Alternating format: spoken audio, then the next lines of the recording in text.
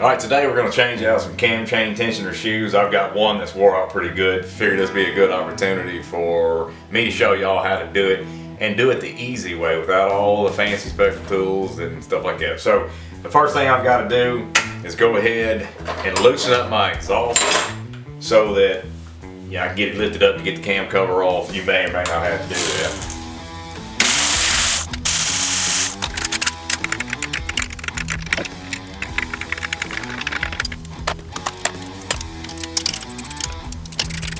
Now you can see I've gone ahead and removed my push rods and my push rod covers, and I'm going to show you what to do on how to keep your tappets from falling down inside the cam chest. Now you may notice that the gas tank and the rocker boxes are still on there. If you're going to do this job and you don't have adjustable push rods, you need to go ahead and go to adjustable push rods. That way you can go in this cam chest and change out these tensioners, or get in there and change cams, or do anything that you want to do without having to take the whole world apart. And which I was already running the adjustable push rods in mine anyway. I run them in all my bikes. You know, that's just the way to do it. You know, but anyway, you get you some bolt cutters. Don't take the tank off. Don't take the rocker boxes off. Take some bolt cutters. Cut the factory push rods out. Let me go ahead and bump it over. We want both the cams on the bottom of the lobe, and I'm going to show you how to lock them in place so they don't fall into the cam chest.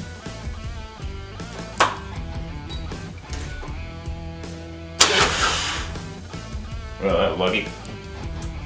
Alright, now this is per the service manual. I mean, this is what they taught me at the factory. It's kind of funny the way they come up with these ideas to do this. But you get a paper binder clip, and you take the little clip off of it, and you'll sit here and grind down these ends to a bevel. And what you're going to do is you take them and you go to the top of the lifter where the spring is inside of it. There's a lip. You get it in there, and you do that to the other side. And when you pull that cam chest out, they'll sit right there. They won't fall in. And it's really what you want, because it makes it a lot easier. You ain't gonna fight everything. So, alright. Let's go ahead and take the cam cover off. Get your ratchet and a 3/16 Allen. I'll tell you, ball Allen makes it a lot easier. And go ahead and pull out the bolts. Doesn't matter what pattern you take them out in right now. It only matters later when you put it back. Now go ahead and get you a oil pan. You're going to slide it underneath there. You'll get a little bit of oil that drops out. It's not a lot. Alright, now we're just going to pull the cover off. Sometimes it'll stick, but I just took this one off a couple thousand miles ago, so it was pretty loose. I mean, you know, it wouldn't froze up on it. Next step, we're going to take off both of the sprockets. It's a 9/16 on the top, a 1/2 inch on the bottom. Now, they make a special tool that goes in here if all you got is a wrench or something, or a ratchet, but you can impact them off all day long. Alright, so the next thing we're going to do is take tension off the chain by pulling the tensioner back. Now, I've got the special tool for it, because I mean I used to do it for a living, but unless you want to, you don't have to buy this. There's another way to do it. You can get you a pair of channel locks, like so. Put them on there, and then twist it down. Put your little pin in there, and you're unloaded. You know, if you're not doing this all the time, no need to buy that tool. All right, now I just use a couple lady slippers. You can use screwdrivers if you wanted to, and just massage them off. Drop that in oil, because that's always cool. Alright, now we'll go ahead and take out the rest of the bolts that hold it to the crankcase. Now you don't have to take off the oil pump. As a matter of fact, if you do take it off, you're really supposed to use these special tools right here. I just machined these, but you can order them to line it back up correctly. You don't have to have it. If you don't have it though, you got to be real careful as you're starting your first bolts to make sure that everything's lined up. But all right, I just start on one side, Work my way around.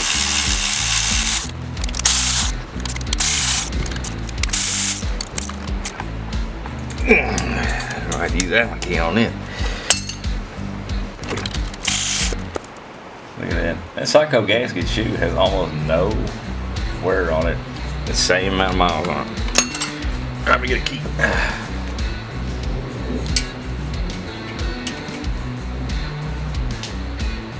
God. You sounded like Hank Hill when you did that, by the way. Oh, there we go. Alright, I like to get me a little piece of softener. I just have this leather, and I'm gonna massage that back just like so, till I can get my fingers on it and pull it out. Now they make this special tool to remove the rear tensioner without having to press out the cams, but it's a little expensive. If you're not going to be doing it for a living, then you can just take it to your local machine shop. Typically it won't be that expensive. Alright, now y'all saw I had the special tool to relieve the tensioner here, but you don't have to have it. I'm going to show you how to do it right here. You just get you a big flathead screwdriver, push it up, and you're going to push your pin in there, and there you are. So you're going to get you a T20. Go ahead and break them loose. I usually don't take them all the way out until I pull it out of the vise and put it on the bench upside down, and then I just roll them out with my fingers. That way I don't drop them. We'll take the snap ring off on the other side, and with some snap ring pliers, and then we'll press the cams out.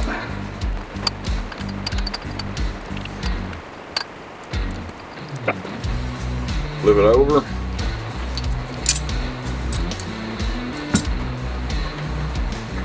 You'll want to take the guide off just like that, and then we'll take his snap ring off.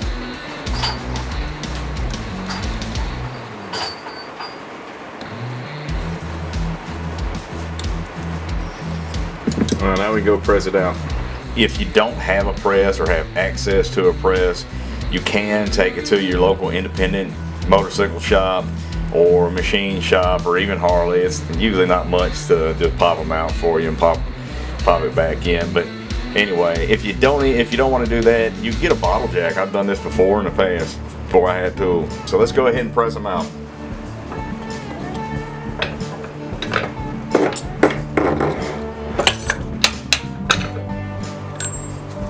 Nut to it. Alright, now like I said, you can use a pair of channel locks just like this if you don't have or want to buy the special tool, and you just unload the spring so that we can remove the snap ring. Get your snap ring pliers. Don't lose this thing.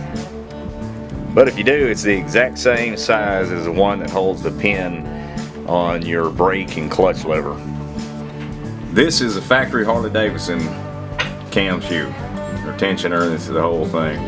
This is a Psycho Gaskets cam shoe. They use the factory tensioner itself, but they have, another shoe out of a different material. And you can see I put both of these in when I put those S&S cams in 15,000 miles ago, and this one is actually worn.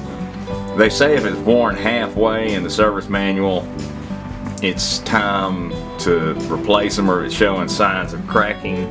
Now mine, when I checked it at my 10K service, and if y'all haven't watched that video, I recommend watching it. But I always, when I worked for the dealership, recommended checking them at the 10K. All you gotta do is pull the cover off, and then you just look at them. It don't take 10 minutes to maybe 30 if you had to fiddle with the exhaust. But when I did that 10K, I noticed this crack. You see that right there? See how easy that came off? That was going to start coming apart on me. So let's go ahead and grind off the top of the pin.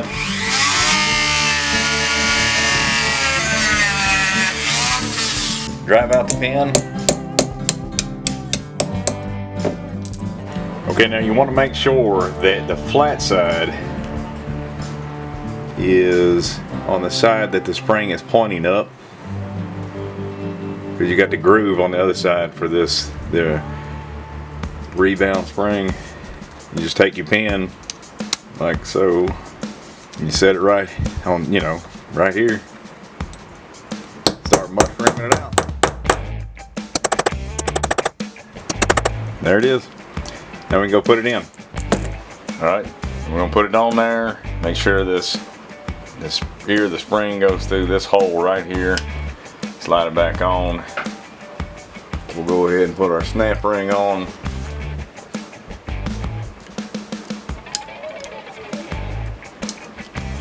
Make sure it's on in the groove good.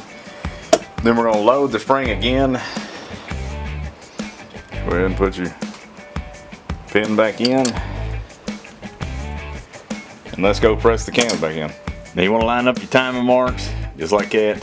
And if you didn't remove the oil pump, which I don't recommend removing it, there's no need to, as y'all seen, make sure you put your retaining plate back in here like this, and make sure that the bolt pattern is different. So on the sprocket side, it's narrow, or it's skinnier than the other side. And so that's important to be pressing these things back out. So then we go ahead, hold it all together, flip it upside down, set it down in there, do it like that. Alrighty.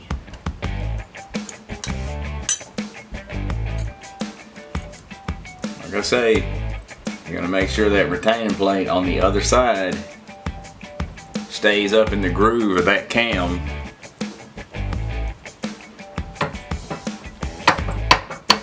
And we're gonna push it down in there.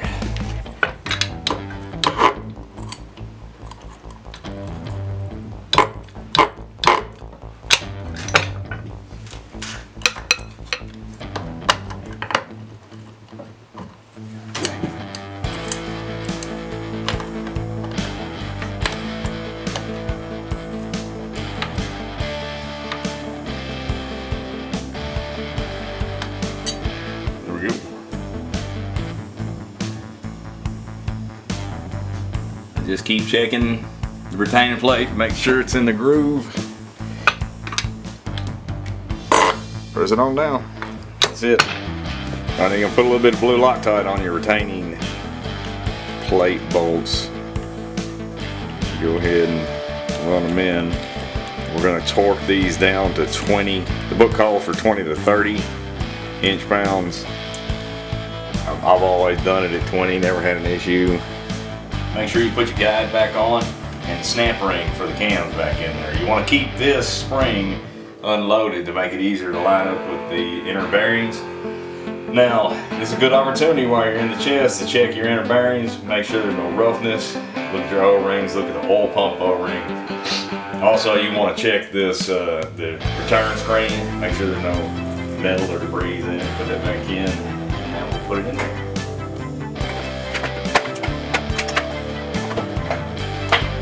Like that. A bit of a pro tip, you'll notice that the oil feed line to the oil filter is right above one of the bolt holes for the cam cover, and you'll see that oil dribbles down, especially if you do this job on the kickstand and it gets into that bolt hole. And if you don't clean that out before you run the bolt in, you run the risk of hydrolocking and busting a chunk out of the crankcases.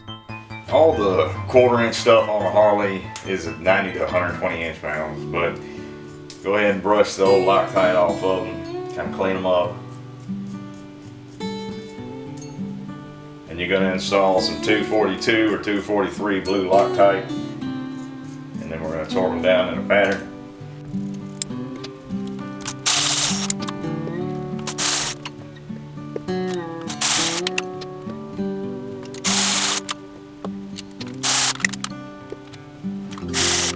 Alright, so let's go ahead and torque them down.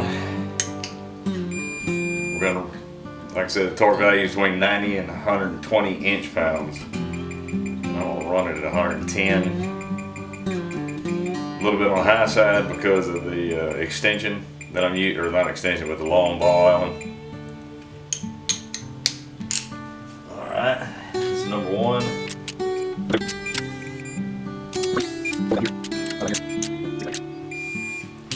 course, it doesn't hurt to run back through it.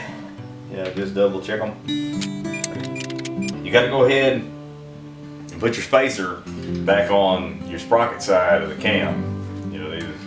It came when you took it off.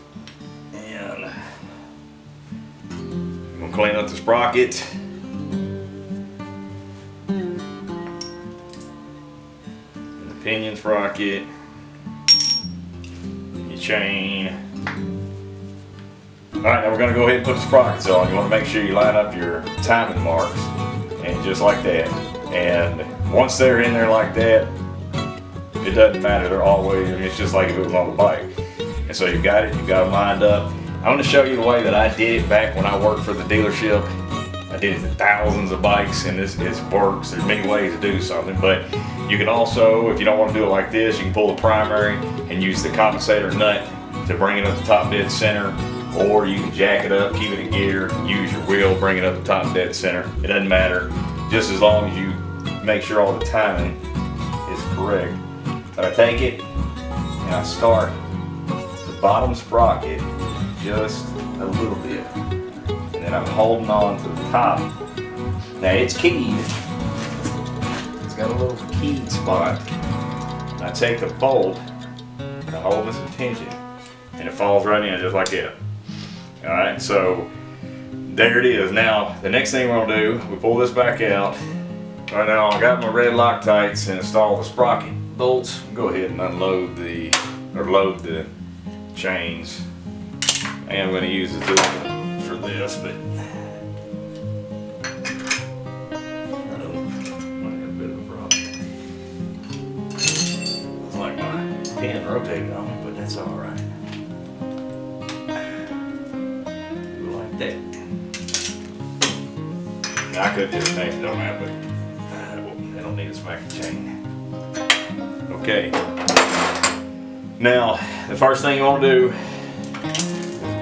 drop the bolt, is clean off some of your old red Loctite. Now, the factory calls for 262 red Loctite. You're going to put a dab on both bolts. Fact, you can kind of be generous with it. These are important. And make sure you got your hardened spacer. Now, they recommend that you can put new bolts in. They kind of recommend that, but they also say that if they're not available, it's not really necessary. So use just good judgment. And then we'll do the crank one. Clean it up real good. And we're going to tighten them both down to 15 foot-pounds first. And then you back them both up 360 degrees. And then we tighten the cam to 34. And then the crank to 24. So let's go ahead and run them down.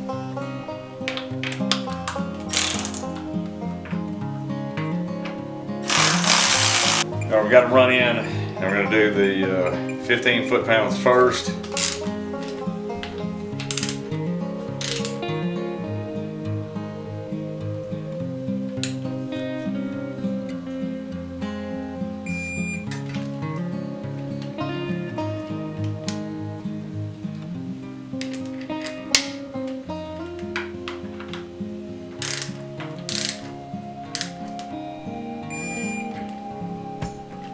Now we'll break them back loose.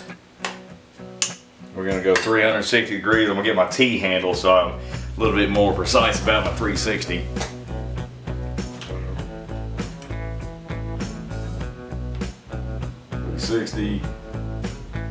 Back down. Now, like I've said, they make a special tool that slides in there, and if you want to buy one, you can. I don't. I use a piece of 1/2-inch bar stock. It does the same thing. You're just trying to lock them two sprockets together. But and so we want to go ahead and I insert it in here like this. Just get it where it kind of locks in place. And we do 24 foot-pounds on the crank. Then we do 34 on the cam.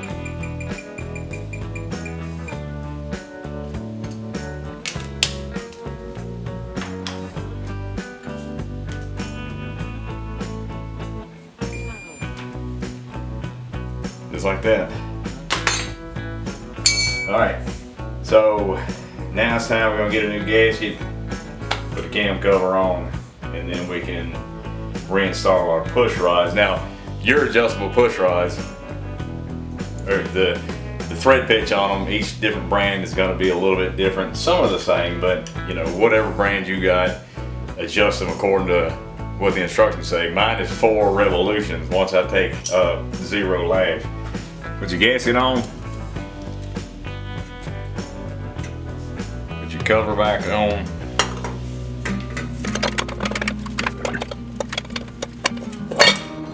Like that. And let's start putting the bolts in.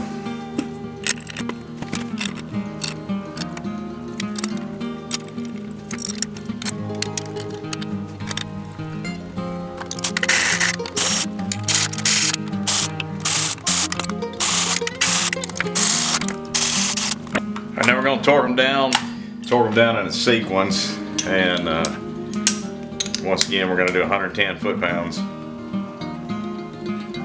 I mean 110 inch-pounds.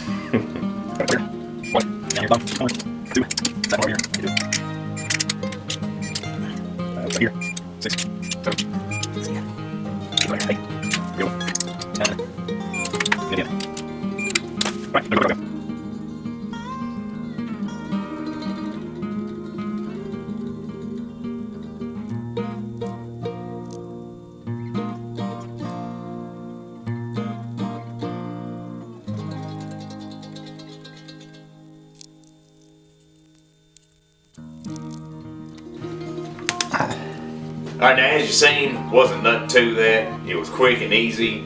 If you do it that way with the adjustable push rods, you install them, then you can continue to go in there if you decide to change cams and do whatever without having to take the tank off and the rocker boxes. And y'all saw that the Psycho Gasket aftermarket shoes had almost no wear on them. They've both been in there, both the Psycho Gasket and a Harley one, for 15,000 miles, a little over 15,000 miles actually. Not much, and the factory one was getting a little sketchy. I've run the Psycho Gasket in all my twin cams for 8 years now, and I've yet to have to change any of them out. So, and I ride a lot, but anyway, I'm gonna end it here, drink me a beer, and then I'm gonna go out and ride.